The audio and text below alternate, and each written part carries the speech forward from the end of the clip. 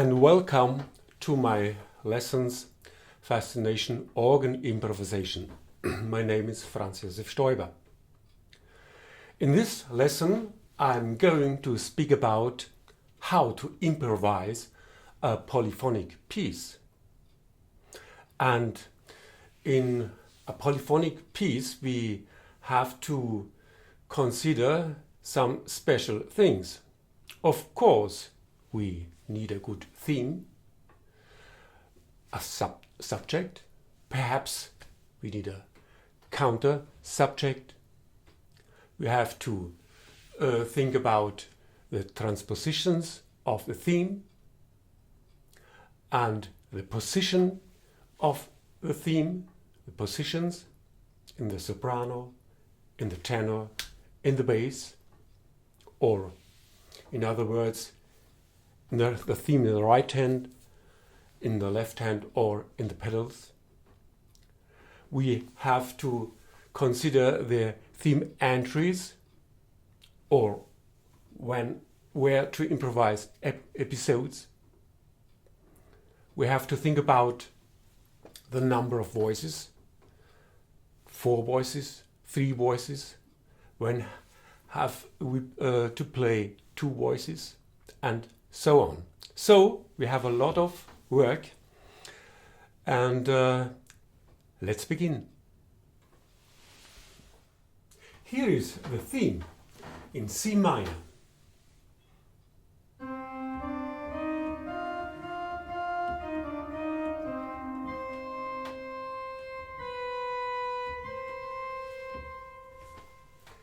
And of course now we have to think about various harmonizations of the theme. So first in the soprano, and always think that a theme is built over a cadence, a pendulum, 5th pendulum cadence, or perhaps sequence. So here we can try to harmonize with a 2-5-1 cadence.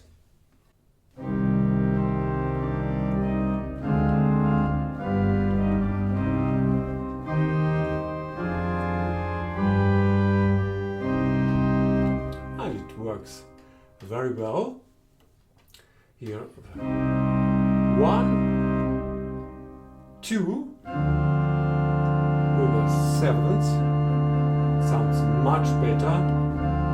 And 5, 1, and the second part also 2, 5, 1. And another harmonization with the same 2-5-1, but with other inversions.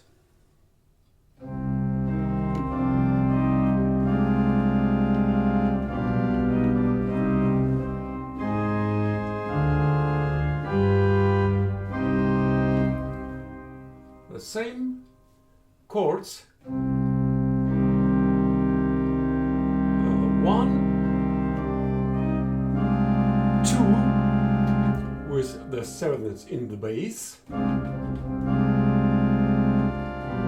5 1 6 2 5 1. Another harmonization, 1 4, first inversion chord, 5 6 2 5 1. And now the theme in the bass.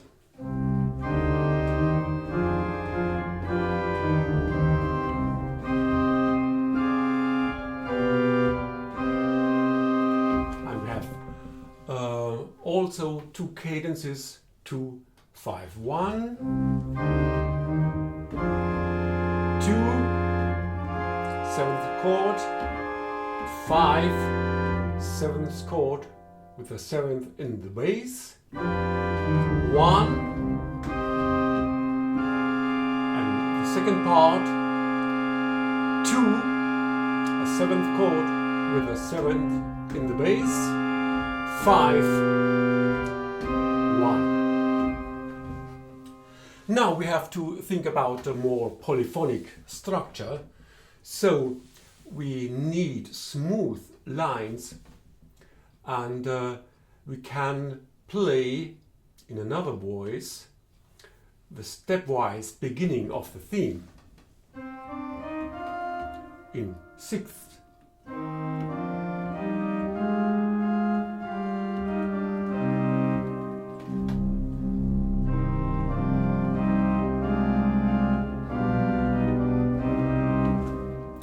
And we can build with our harmonizations, we can build a countersubject, a subject which appears when the theme appears. So at the second part of the theme we have, and the harmonization is 1, 2, 5, 1, and we can connect the two fundamental tones, 2 with passing notes to 5, and then a passing note to the 3rd of the tonic chord. So our countersubject to the theme is, and look, we can use it in the bass,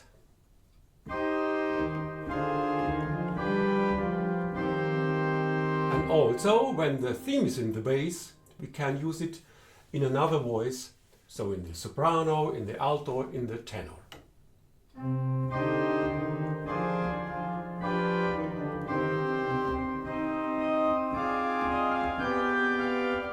Here we have the countersubject in the soprano.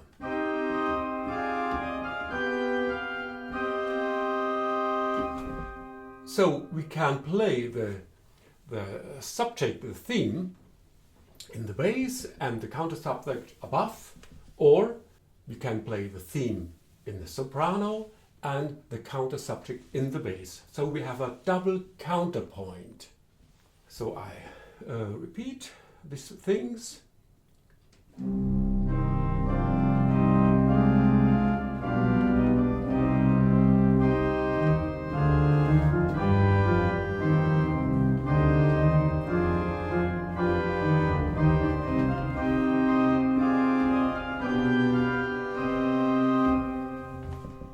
Of course, you can make some figurations, some smooth lines. So perhaps in the second part, in the middle voice,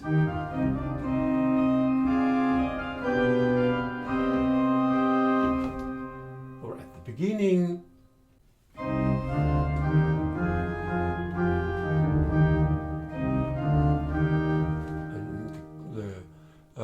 alto goes with the bass in thirds.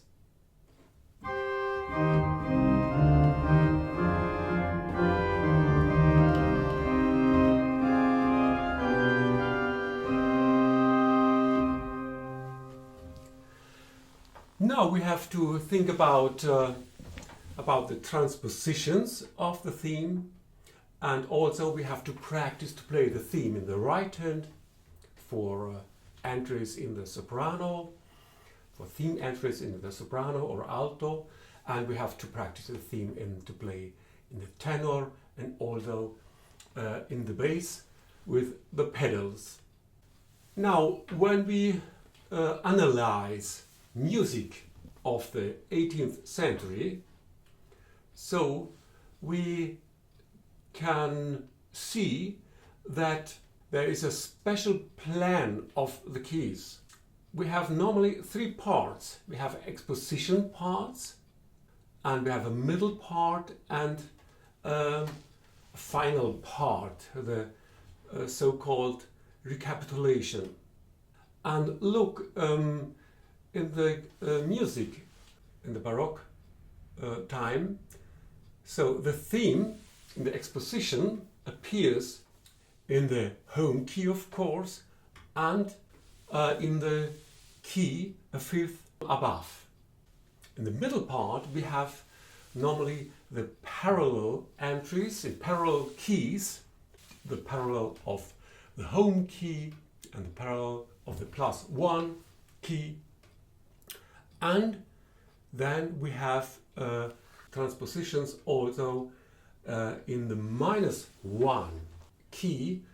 It is a key 1/5 downwards, and in the recapitulation we have of course the home key, sometimes also the key a fifth up. So, and the tonal disposition of Baroque music is like a sinus curve. At the beginning a fifth up, in the middle part the parallels of the home key, and then a fifth down, and the recapitulation, of course, in the home key. Now we have to transpose the theme in the neighbor keys. So here we have a fifth above is G minor, and the parallels are E flat major and B flat major and A flat major, and of course the parallel of A flat major is F minor. That are the 5 neighbor keys, and we have to practice the theme with the right hand, the left hand and the pedals. Let's go on.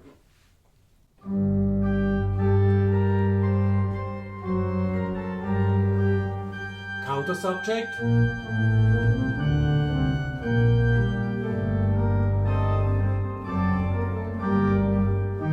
countersubject, chords, countersubject, and of course the next step is to play the chords, the indicated chords with the left or the right hand. So like this, G minor,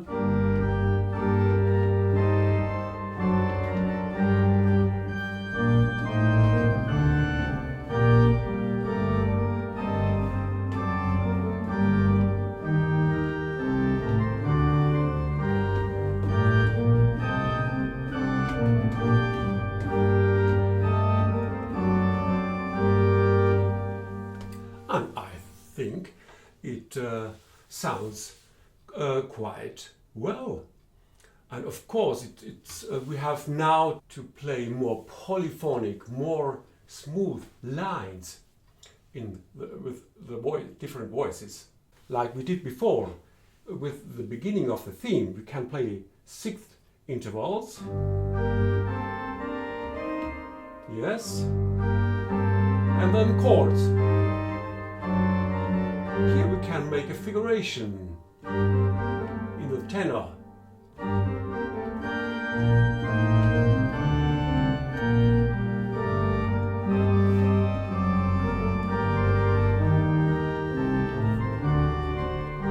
And combine and connect the chords with the countersubject. And of course, when the theme is in the bass, we play thirds in the soprano or in the middle voice.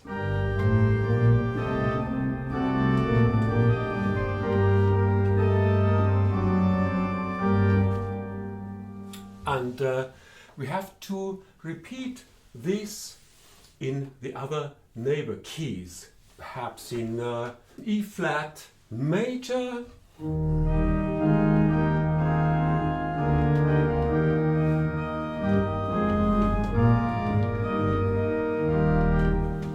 and of course with the left hand,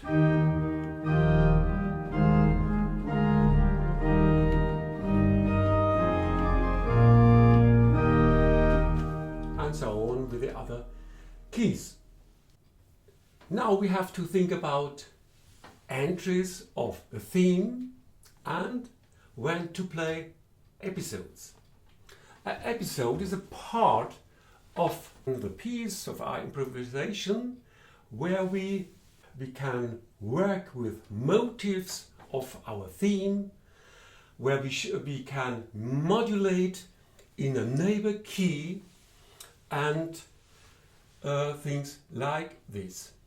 And normally in a piece we have entries of theme and episodes. Theme, episode. Theme, or two entries of a theme, episode. Here we have a tonal and thematic disposition of perhaps a fantasia. So we have the exposition with entries of the theme in the home key and in the upper fifth key, so in C minor and G minor. After the key G minor, we have to make a short modulation back to the home key, and then we play the theme.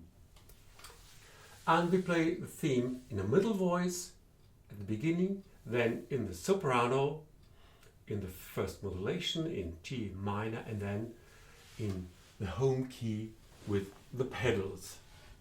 And now I think it is place for a first episode, and to make a sign that the exposition is at its end.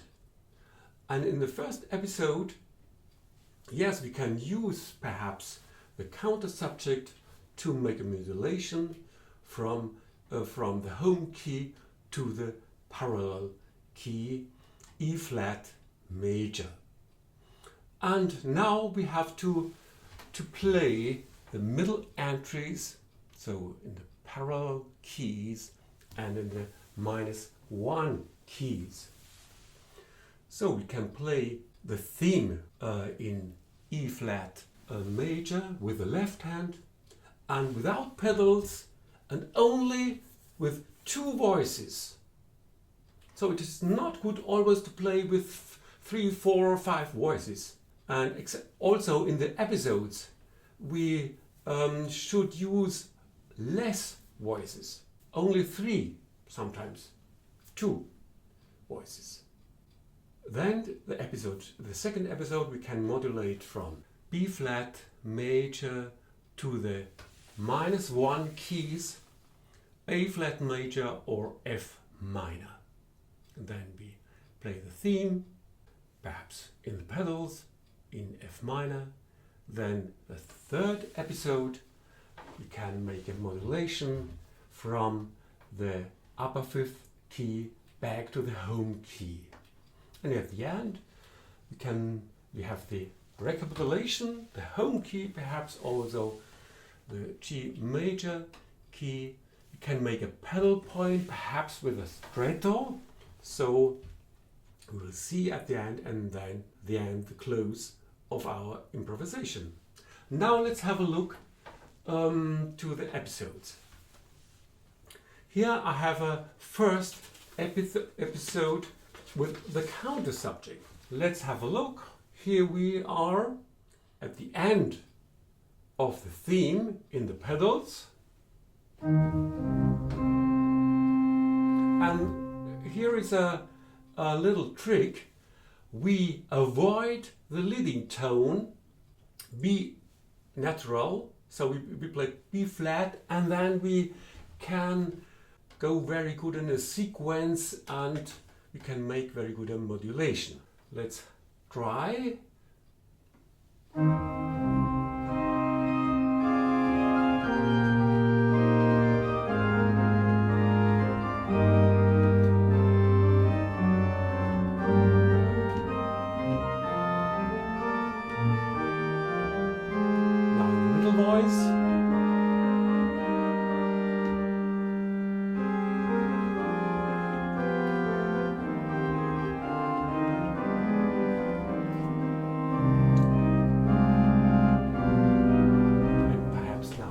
Theme. And look, the countersubject appears first in the soprano,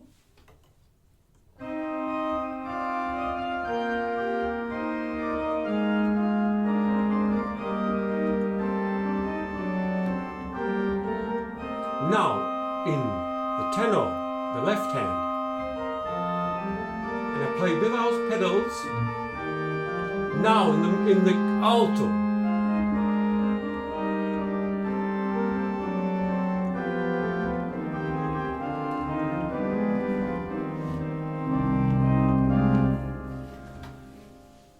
The sequence I've played is a sequence of descending fifth. And now a second episode with a motif of the theme, the head of the theme.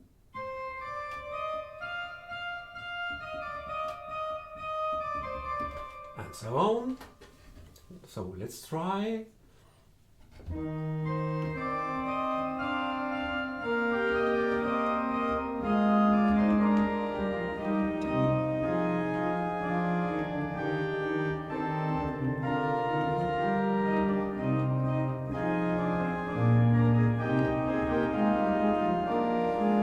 Now the theme. And so on. And look here, I used this motif of the theme first in the soprano, then in the tenor in the left hand, and a little bit in the middle voice.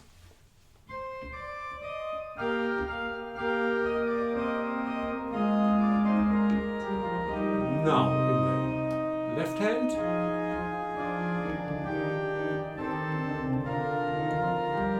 and the middle voice, and so on. It's important not to play the motif too often in the same voice. So normally 3 times is enough. Third episode. Now I'm going to play a sequence of 2-5-1 cadences and with a motif of the theme. Can sound like this.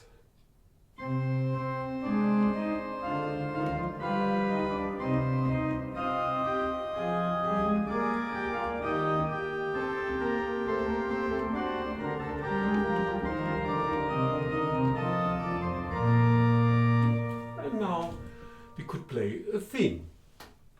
And look, we have the motif in the middle voice.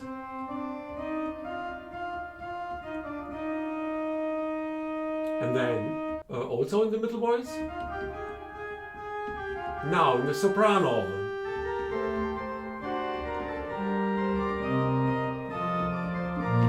And you can hear the ascending thirds from C minor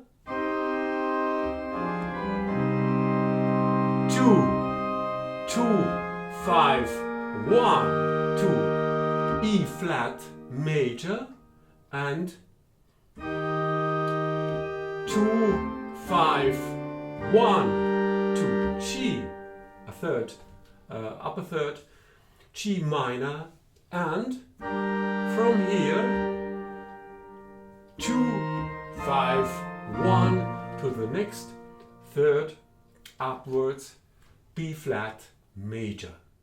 I'm going to play again.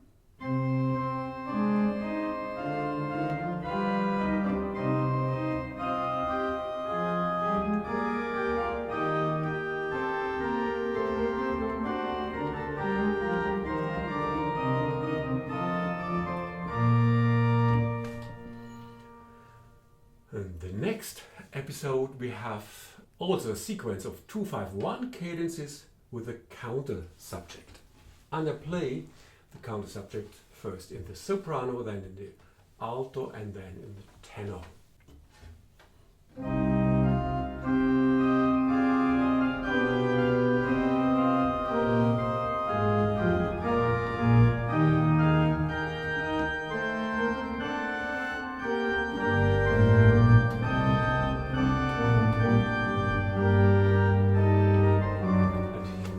Now a short look to a pedal point to show that the improvisation, the piece, will come to an end, and the pedal point on the 5th degree, normally here.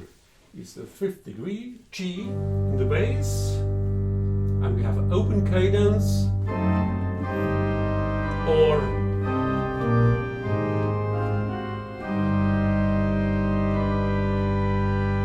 and now I play quasi-stretto with the head of the theme.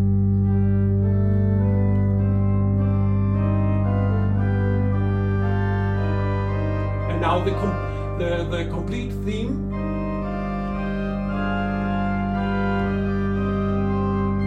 The countersubject with the left hand. And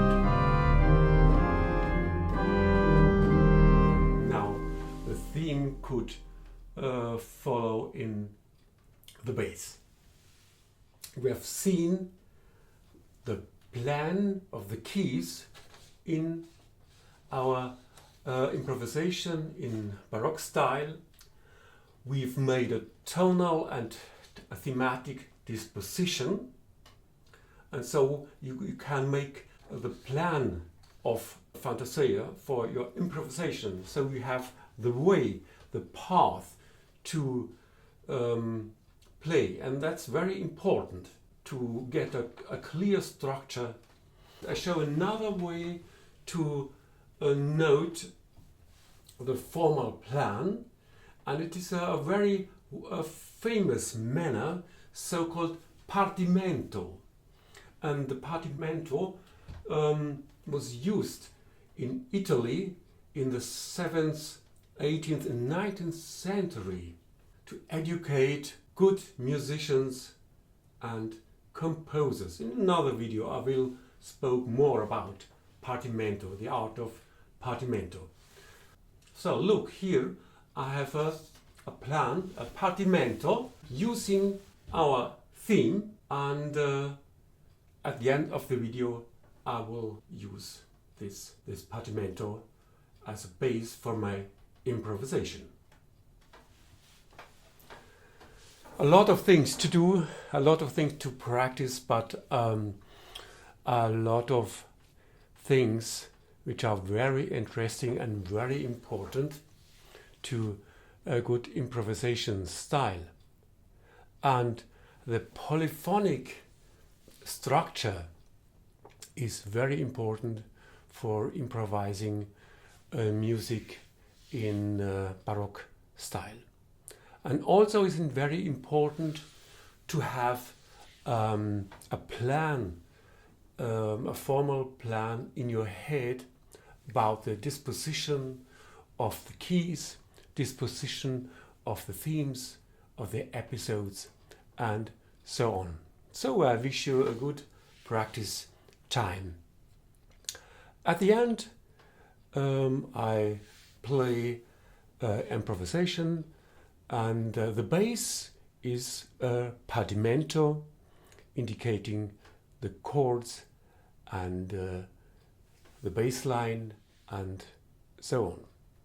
So I hope I see you and I can welcome you in the next video. Bye.